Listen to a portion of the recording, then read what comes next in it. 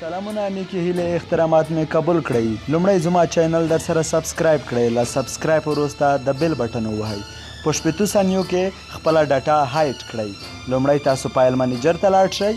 له فایل منیجر څخه تاسو ورته یو شی یا ویډیو یا MP3 آډیو یا عکس تاسو کولی شئ هغه سلیکټ کړئ.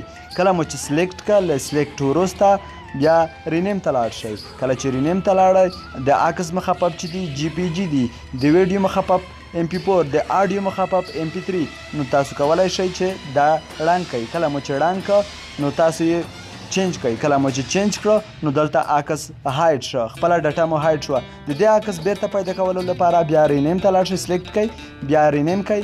کله مو چې رینیم کړه نو دلته تاسو ټکی ولګوئ JPG، دا انتخاب کړئ، بیا یې رینیم چینج کړئ. کله مو چې چینج کړه نو تاسو عکس بیرته فعال شو.